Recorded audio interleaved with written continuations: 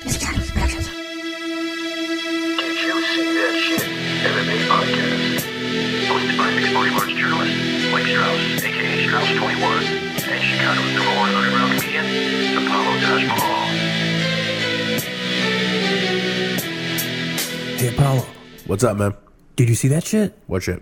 UFC 221 was actually a really good pay-per-view. You know what? I was very, very shocked. Everybody there brought it. It didn't have the names as the last time they were in Australia, but it definitely had the performances. For sure. And you were right. Romero, he is always dangerous, always explosive. He knocks out Luke Rockhold in the third round.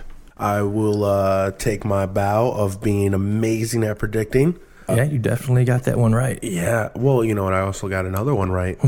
Holy eye gouges, Batman. Oh, yeah, we'll get to that. The Jing Liang eye gouge. That was gruesome. But I wanted to talk a little bit about this Romero-Rockhold fight. I didn't think Rockhold even looked that good. Personally, I don't think he looked that good before he got caught. Was he winning the fight? Probably, but that doesn't mean he looked good. You know what's... I'm going to be 100% honest, and I want you to be 86% honest. 86% honest. And a lot of people are going to blow me up on Twitter for saying this, but there was a huge hole in skill at the top of the middleweight division after Anderson Silva. And I'm gonna say this. What do you mean? I don't think Chris Weidman was that good. I don't think any of the people he defended his belt against were that good. Really? Yes. And then I feel that when the Strikeforce guys came in, they were still building themselves up the ranks. And really the best middleweight division was in Strikeforce for a very long time. I agree with the last part. I think Strikeforce probably had the better middleweight division. I think Weidman was legit. I still think he is. A lot of people are calling for Weidman, including Weidman himself, are calling for him to get the next title shot now. No. You don't think so? You beat Calvin Gastelum. That's who you beat, an undersized middleweight. You lost to... So who should get it then? Clearly not Rockhold. Yoel should get it. Do you want to see that fight again? Yeah, I want to see Yoel versus Robert Whittaker. And I want to... And if we truly want to sit here and go, Chris Weidman, he needs to face Jacare. Yeah, I think Jacare Weidman would be a good fight. And I think maybe... Yeah, I think that might make a little bit of sense, what you're saying there. Yeah, and now I'm a fan of Chris Weidman, but we have to be honest. After, he beat Anderson Silva, he beat an older Lyoto Machida who's already been figured out. He beat TRT-less Vitor, who basically his whole system crashed on him because he had to cold turkey TRT. Yeah, it was a different fighter for sure. Definitely a different fighter. And then he faced Luke Rockhold, who then got knocked out by Michael Bisping, almost got knocked out by David Branch, and then he just got starched by Yoel Romero. It was ugly. How about Romero after the fight? Kissing him? Rushed him, and I was watching in real time when it happened. It was so awkward, man, watching it in real time like that, because I felt like for Rockhold, who is still trying to figure out where he is, what's going on, he's probably just realizing that he lost. And here is Romero in his face, I love you, and I love you.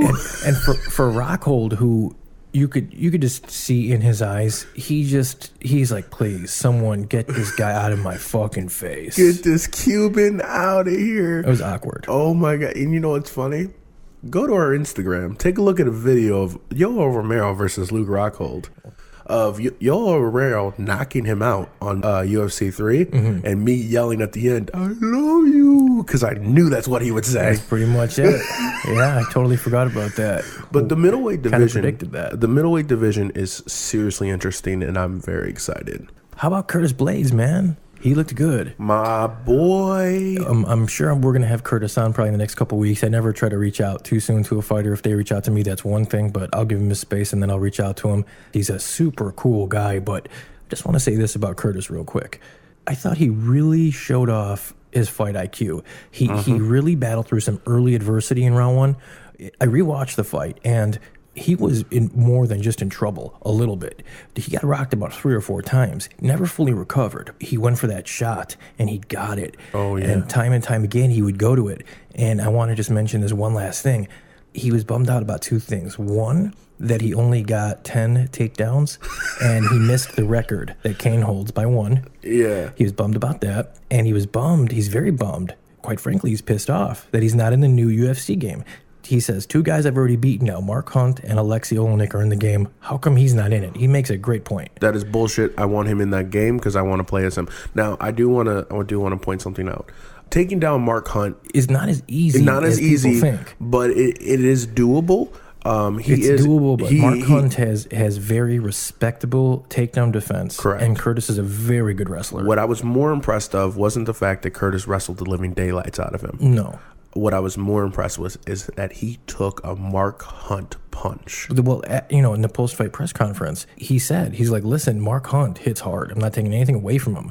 But Francis Ngannou hits harder. And he took a Francis Ngannou punch. And by the way, that was Francis' hardest fight before Stipe. Yeah, Curtis is the hardest guy he's fought, no doubt. I can make a serious case that Curtis deserves a title fight in the next couple fights. Absolutely. Well, he's ranked. Well, we don't know what he's ranked as of yet. I have a sneaking suspicion he's probably going to take Mark Hunt's spot at number 5. He was ranked number 9. He wants to fight in the Chicago card.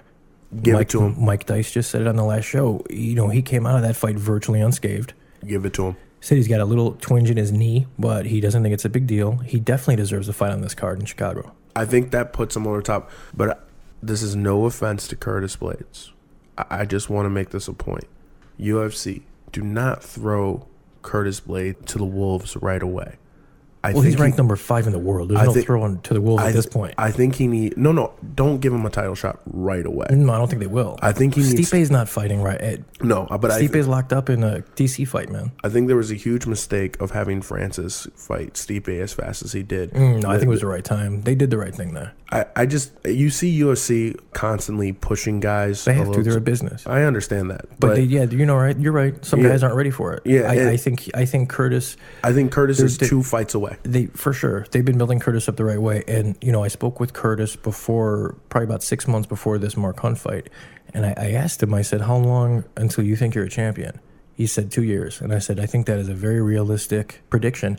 You could read the full article at CagesidePress.com.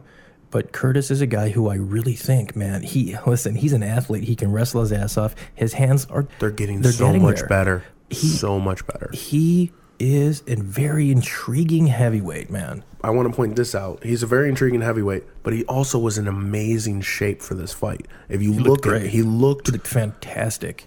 Team Elevation in Colorado has done him. I can't even put it into words. That's the other thing why I think he needs two more fights, because I think he could be an actual title holder for a long time. He's only 26, yeah. Yeah, for his skill, for his age. He could be what Kane never was. Correct. And he doesn't get hurt that often. And if he takes care of his body, and I think he could be one of the greatest heavyweights of all time. He could be what Kane never was. He has that pedigree, that wrestling pedigree. Now, his hands aren't as good as Kane's were, but you know what? He's getting there. Give him another 2-3 fights, and his hands are going to be right there. His cardio's there, and Neil Magny is a freaking wizard. Yeah. No, he's definitely got a good team up there, man. Another heavyweight that's intriguing, this Tai Tuivasa. I told you, dude has good hands. Holy shit. He opened up on Cyril Asker. And listen, awesome. For people saying that Cyril Asker had no business in there, yes, he got his ass handed to him. But Cyril Asker he's a French mixed martial artist. He is a competent striker. But that's how good Tai Tuivasa's hands are. People are calling this guy, and I see it 100%. They're calling this dude the new era Mark Hunt. Oh, I see it. Also, he's the real MVP of the press conference. For sure. Did you see? Yeah. Did you see what he did as he walked out of the octagon? Was that a real beer? That was not only that was a real beer, but some random fan handed him a shoe and poured a beer in it, and he chugged it in like one gulp. Yeah, and he said in the post-fight press conference, he said, "I should have got $50K just for the shoey." Yeah. I can't. Oh my God! He was quite upset that neither him or Tyson Pedro got any post-fight bonuses. I think they should have. I think they got robbed, man. But I think they got robbed too. 50,000 for the shoe, definitely. Man, Tuivasa looked amazing, though. He's another heavyweight that is very intriguing. We didn't get to see too much of his game, but his hands, boy, whew. I want to see his game a little bit more. I'm now very excited about the heavyweight division. The turnover's been good. Yeah, I'm very excited because the old guys are starting to kind of phase out, and we're starting to see these young up-and-comers going to make the top 10 very exciting. Oh, absolutely. And you mentioned this earlier, the eye gouge from Jing Liang against Matthews. That was ugly. That was terrible. That's a disqualification. How does the referee not take a point? Not only did he not take a point, but he even said, he's like, next time. What do you mean next time? Listen, you'll be blind, but, at least we'll take a point. Come on, that was blatant. And I don't think Jing Liang Li's a dirty fighter. I just think it was, I don't want to defend him, but how could that not, you're in someone's eye, right? I mean, come on. The class of Matthews, post-fight, all class, he said, listen, Ian, when you're in there, it's no big deal. It is what it is. It happens. All class. Oh, I mean, I can't believe the way that Matthews handled it. I didn't really know much about Jake Matthews. I'm a fucking fan. I know that he had a really good win streak. He's been a very good fighter. And when he dropped his hands and lowered his head and was like, "Come at me," I'm like, "This is like a Chris Lee," but I love this kid. Oh yeah, he's awesome. I want to touch on something about that eye gouge. That wasn't just a stand-up eye gouge. It wasn't. Terrible. It wasn't. Oh, I accidentally poked. He was clawing for his life to get out of there. Blood was coming. It was terrible. And if Jake Matthews doesn't suffer some type of permanent damage, he's lucky. And I'm gonna say this: no offense to the guy who did it. You're a fighter. You were in fight mode. You were just trying to win. Money should be taken away from him. Yeah, something should be done. Something there should be some done, kind of penalty because it was egregious. You're affecting someone's career. Michael Bisping cannot see anymore because of things. A similar type injury. Yeah, and that can easily happen from eye gouges like that. So good fight though. Good fight, great fight. It just sucks that has to plague it. But yeah, man, this whole card and your boy. I didn't really know much about him. Which one, Volkanovski? The featherweight. I didn't know much about him, but man, Jeremy Kennedy's legit, but he put it on that boy. And he looks like he's going to make the 145-pound division very interesting. And he called out everybody. It was like Kendrick Lamar Controlverse. It was just like, I love all you guys, but I'm coming for your head. Volkanovski he's dangerous, man. He's dangerous everywhere. He's mean. I like him. He's interesting in that division. He woke me up from my nap. I mentioned Tyson Pedro a little bit earlier, man. He pulled off a slick-ass Kimura. Ooh, it was a work of beauty. It was amazing. It gave me a Woody. He used it to sweep, but then he just kept going. He wanted to take it home. Oh, yeah. He was just like, I'm taking your arm with me. And he says he don't practice that. But no, you know what? He also said he wants to get, what did he say in his post-fight? It was the best post-fight speech of the night. He's like, I'm going to the club. I'm going to get 1 million followers, and I'm going to go on the Rogan podcast. And then he's like, mic drop. And then my favorite thing was... and he caught it. And he's like, no. He did. He caught it. You know what? He got some quick hands on him. Someone out there make a slow-mo with like a Thug Life with that, because that was what it was. Like when he mic drop. And then Israel Adesanya made his debut, second round KO. You know what? Big hype around this middleweight. Don't know much about him. Excited to see more. People are comparing him to Conor McGregor with his striking, his attitude. You know what? I love that. I definitely am excited to see what he can do, because he was fun. He was just fun. I think they'll bring him up the right way. Yeah. They see dollar signs, for sure, in this kid. Money. It's something about foreign dudes, man. So in case you haven't figured out, you are listening to the Did You See That Shit Mixed Martial Arts podcast. I am Mike Strauss, a.k.a. Strauss21. I'm Apollo Taj Mahal, Chicago's #1 underground comic. Yes, it's growing on me. If you guys like what you hear, and we know you do, follow along on Twitter or Instagram at DYSTSP. Of course, there's an underscore in between those letters, but it's just Did You See That Shit podcast. It's very easy. Just type in Did You See That Shit, and we're bound to pop up. It's a little orange smiley face with poop in his eyes. It's easy. Sorry. Or give us a call, 708-669-4777. Give us an email, Mike at didyousee.shit.com. We're also available on iTunes, Stitcher, Google Play, YouTube, and our website, www.didyousee.shit.com. We're legit. No one says www anymore. Go fuck yourself. I do. That was awesome. I know. Totally unplanned. What now? Bellator 194, Mitrione Nelson 2. That is the next major mixed martial arts event coming up.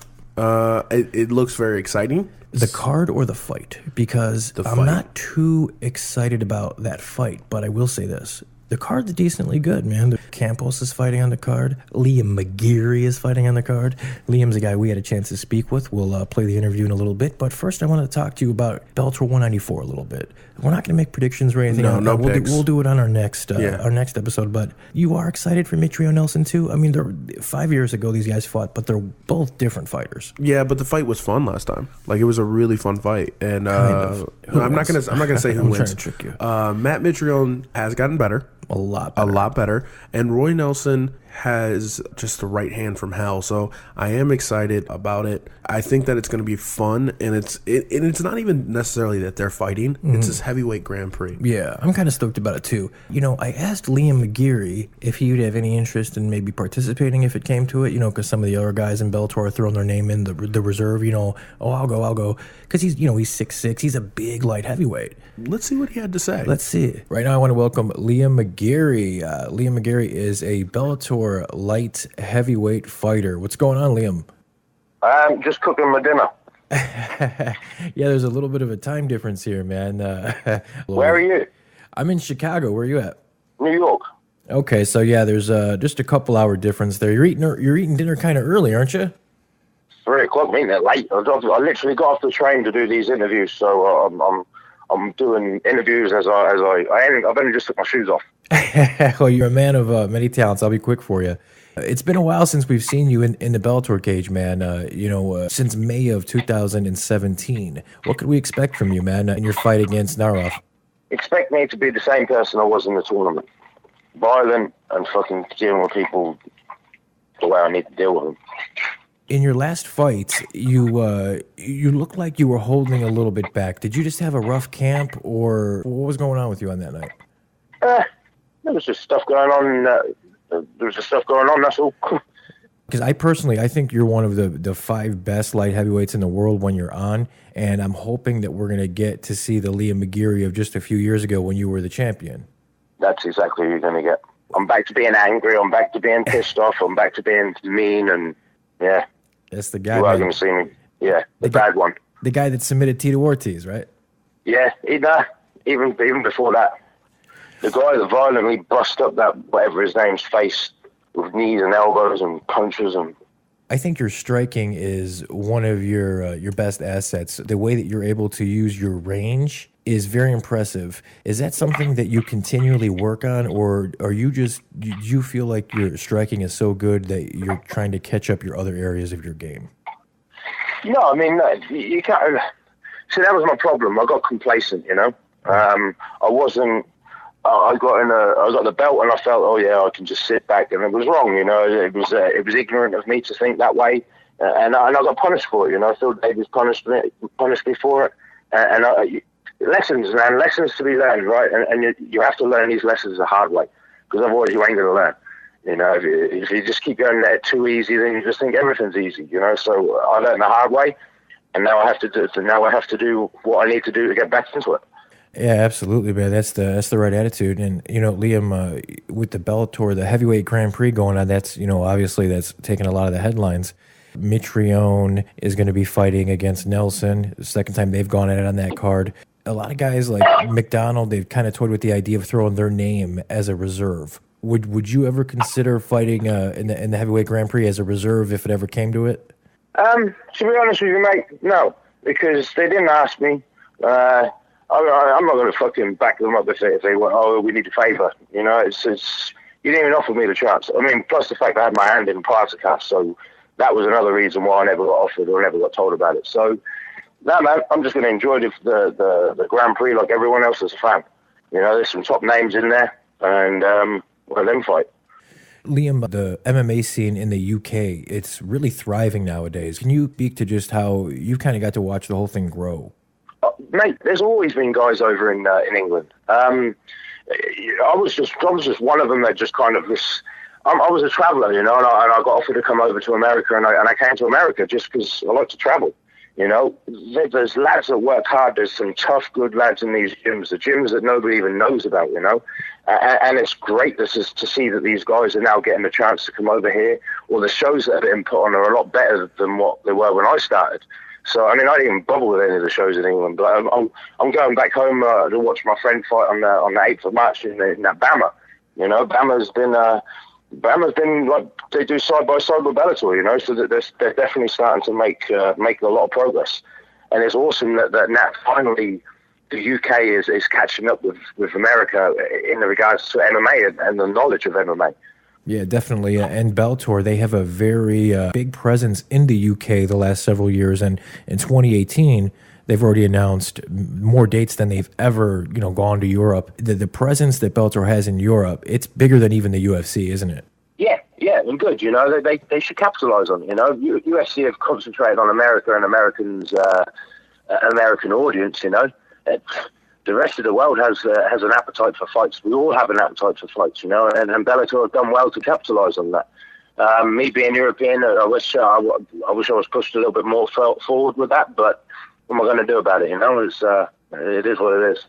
Absolutely. Well, is there anything else that you'd like to add, Liam? No, I'm hungry. Well, I'll let you go eat, man. I appreciate your time. I'm excited for your fight at Bellator 194 this week, and I think we're going to get to see the old Liam McGeary again. Yeah, you are. Thank you, Enjoy sir. the show. Thank you, brother. I appreciate it. Thanks, man. Okay, so that surprised me.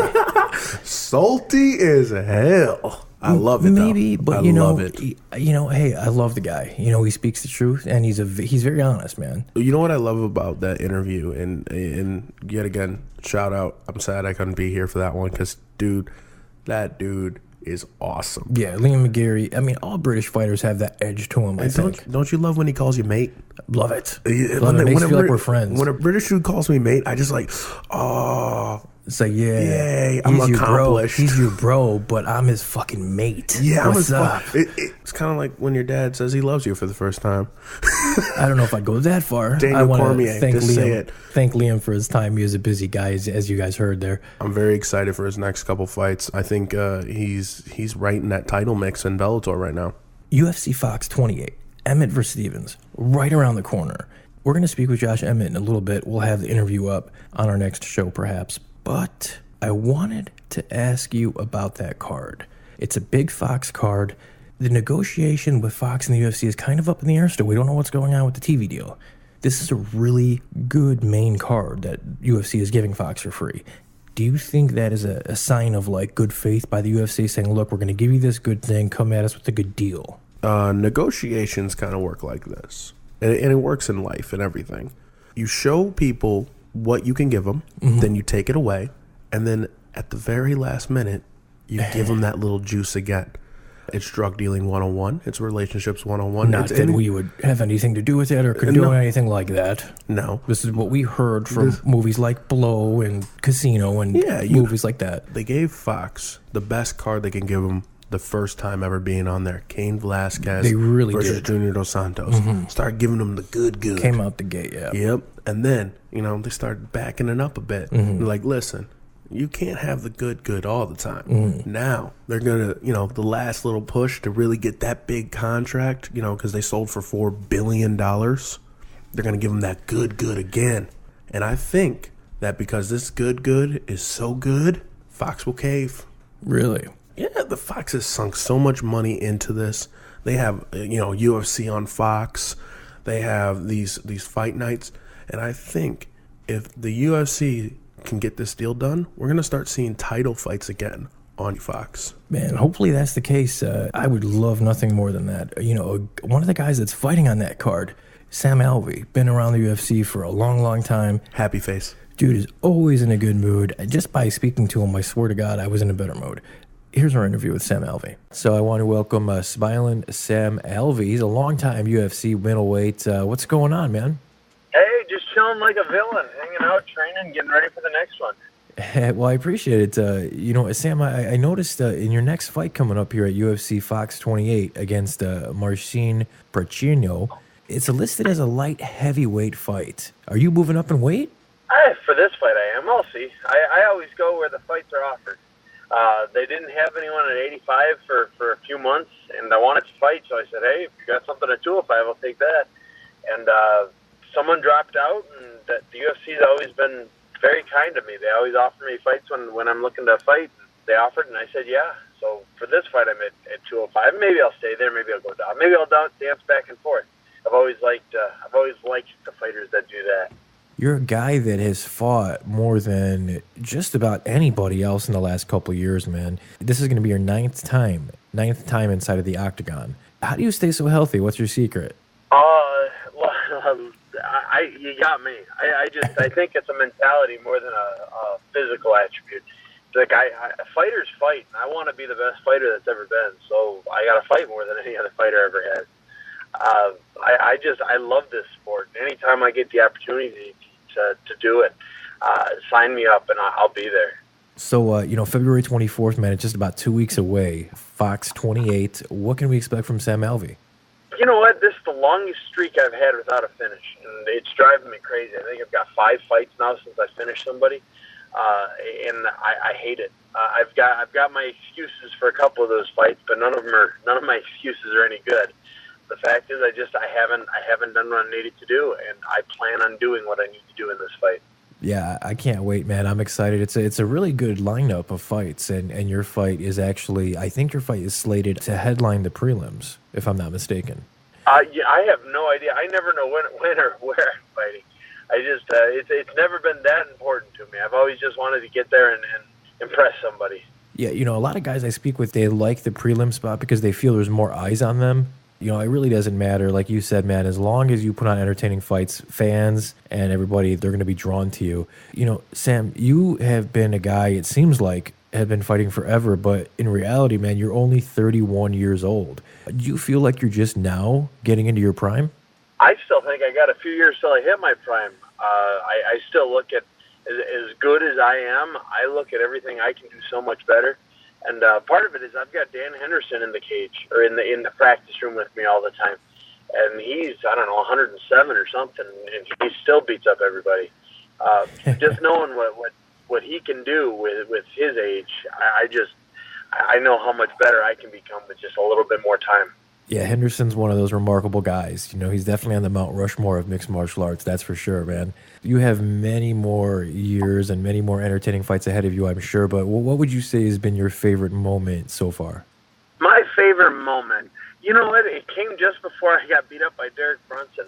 I was walking to the cage, and I come out to the song Hey Soul Sister by Train, and I was in Nashville for this fight, a very musical city. But I was walking out, I swear to God, every person in that arena was singing to me. It was really something else. And then I got in that cage and I got beat up, so I kind of blew the moment. But it was a good moment while it lasted. Extreme highs, right? We're very high to a very low moment. Yeah. Is there anything else that you'd like to add, man? Every time I get to step in that cage, every time somebody gets to see me do something I love, it's just, I really realize how blessed I've been with my career. I get to do what I love, and people like to watch me do it. That's such a rarity, and let alone this sport, but the world. Just imagine a construction worker. If somebody likes watching him do what he's doing, it's just not the case. And I've been blessed, and I thank the good Lord every day for what He's allowed me to do. Awesome, man. Well, you are an exciting fighter, that's for sure, and that's why we love to watch you fight. Just a little tradition we have here at the show. If you could you say, this is Sam Alvey, and you're listening to the Did You See That Shit podcast? This is Sam Alvey, and you're listening to Did You See This Shit podcast? I appreciate it so much, Sam. You're very welcome, sir. He makes me so happy. Really nice guy. Thanks again, Sam, for your time. He's a guy that just, he hangs around. He'll take a fight at middleweight. He'll take a fight at light heavyweight. He doesn't give a shit. When he wants to fight, he's going to fight. I think he's won a welterweight before. It wouldn't surprise me if he took a heavyweight fight. Sam just loves to fight. And one of the things he said that really stood out to me was he just wants to be the best fighter in the world. And in his mind, he needs to fight as much as he can to prove that. I love that. You know what's funny? I feel that Sam Alvey's been in the UFC for like 15 years. Mm-hmm. He hasn't been in the UFC as crazy long as I feel, but he's not fights, old, as we said, but he fights so consistently. Often. That it's so he does fight so often that I feel like I'm seeing him all the time, and I love it. And he is by far the funnest dude, and I feel bad that I did pick Rashad Evans to beat him a couple fights ago. But now, man, can we bring him on let's make excuses to bring him on just for no reason. Can he be a co-host like once a month? Can I just get a beer with him? Something, man. He's so nice. Yeah, he is definitely a nice guy. So yeah, we're gonna have a lot of exciting things coming to the show. A lot of changes. We're gonna be in the next, I would say, 1 or 2 episodes. We're gonna be having video, which is gonna be cool, like a 30-minute video portion of the podcast. We'll figure that out, but that's coming in the next episode or 2. Also, we got some good guests coming. We got John Fitch, Chris Lieben, Josh Emmett. A lot of good fighters coming up. As always, guys, we appreciate all the love, the respect. But oh my goodness.